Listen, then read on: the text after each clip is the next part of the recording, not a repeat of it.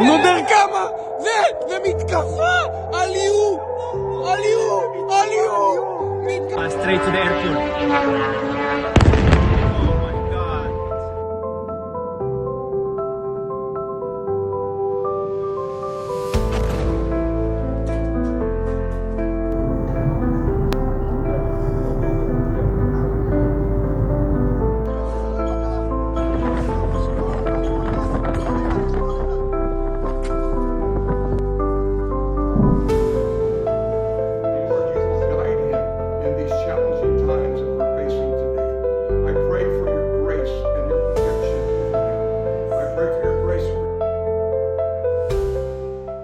The Middle East is once again on the brink of a dangerous military confrontation, and this time the stakes are far higher than before. Reports of Iranian missiles, Israeli airstrikes, and American military involvement are spreading across the region, raising a question that many people are now asking: is this the beginning of a much larger war? In recent days, dramatic headlines have claimed that massive missile attacks struck Israel, that chaos erupted around American positions, and that Iran is refusing to negotiate any ceasefire with Washington or Tel Aviv. But behind the noise, the real story is far more complex. Why is Iran launching missiles like Kheibar 4 and Fattah? Why are the United States and Israel responding with massive strikes? And perhaps the most important question of all, why is Tehran refusing negotiations even as the conflict escalates? To understand what is really happening, we need to break down the entire chain of events step by step.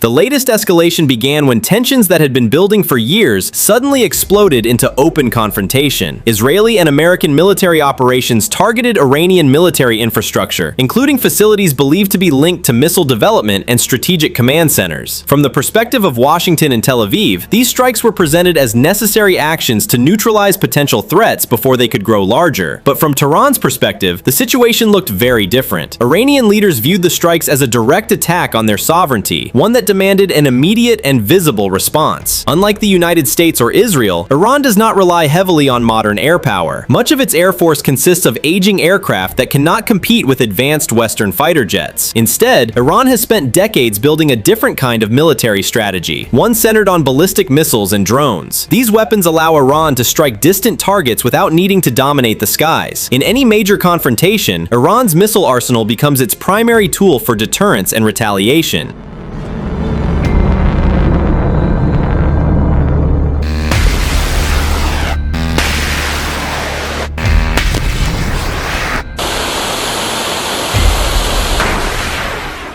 Among the weapons often mentioned in reports are systems like Kheibar 4, Kheibar-type missiles, and the newer Fattah missile family. These missiles represent some of the most advanced systems in Iran's arsenal. Designed for long-range strikes and heavy payloads, they allow Iran to reach targets across much of the Middle East. Their purpose is not simply destruction. Their real strategic role is deterrence. By demonstrating the ability to strike far beyond its borders, Iran sends a message that any attack on its territory will trigger consequences across the region. As the confrontation intensified, missiles and drones began crossing the skies toward Israeli territory. Air defense systems were activated, interceptors launched, and sirens echoed across cities. While many incoming threats were intercepted, the psychological impact was undeniable. Images circulated online showing fires, debris, and emergency crews responding to impacts or falling fragments. Even when damage was limited, the message was clear: the battlefield was no longer confined to remote military bases.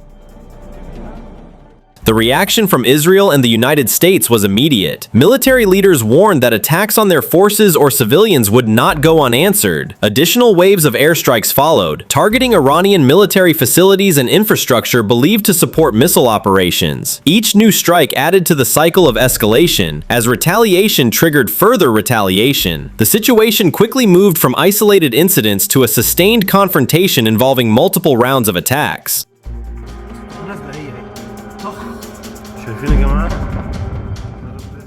One of the most widely discussed questions during this crisis is why Iran refuses to negotiate a ceasefire with the United States and Israel. Iranian officials argue that negotiations cannot occur while their country is still under active attack. From Tehran's perspective, entering talks in the middle of bombardment would appear as surrender rather than diplomacy. Instead, Iranian leaders insist that the first step toward any negotiation must be the cessation of military strikes against their territory. Another factor behind Iran's refusal to negotiate is a deep sense of mistrust. Iranian officials frequently argue that previous negotiations with Western powers were followed by renewed sanctions or pressure campaigns. Because of this history, many policymakers in Tehran believe that entering negotiations too early would weaken their bargaining position. In their view, demonstrating strength first is necessary before diplomacy can even begin.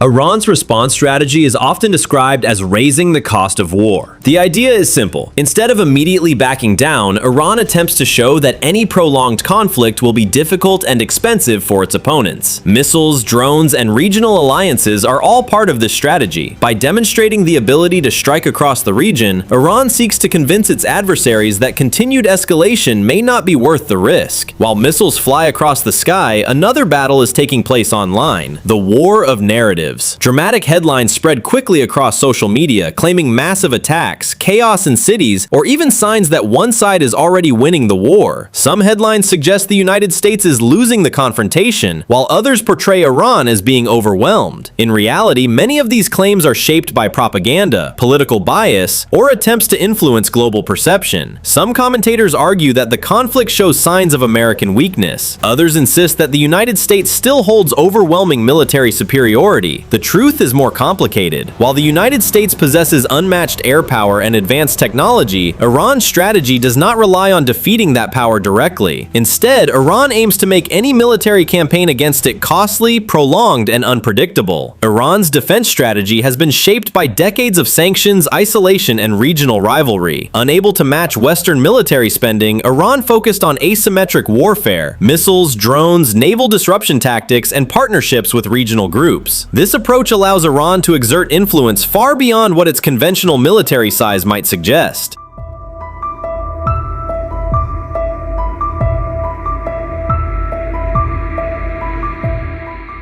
The greatest danger of the current crisis is escalation. American bases across the Middle East lie within range of Iranian missiles, while strategic shipping routes remain vulnerable. If the confrontation expands further, the conflict could spread beyond Iran and Israel into neighboring countries. Such a scenario would dramatically increase the scale of the crisis. A wider war would not only affect the Middle East, energy markets, international shipping, and global political alliances could all be impacted. Even limited disruptions in the Persian Gulf could affect oil prices and trade routes worldwide. This is why many governments are urging restraint and calling for diplomatic solutions before the situation escalates further. Despite the intense rhetoric and military activity, neither side currently appears able to achieve a quick, decisive victory. Israel and the United States hold enormous technological advantages, while Iran maintains the ability to retaliate across the region. This balance creates a tense stalemate in which each side attempts to show strength without triggering an uncontrollable regional war. The confrontation between Iran, Israel, and the United States represents more than a temporary crisis. It reflects decades of rivalry, mistrust, and competing visions for the Middle East. Each side believes it is acting defensively, yet each new strike pushes the region closer to a larger conflict. Whether the situation moves toward negotiation or further escalation will depend on decisions made in the coming weeks. For now, the world watches carefully because the outcome of this confrontation could shape the geopolitical landscape of the Middle East for years to come.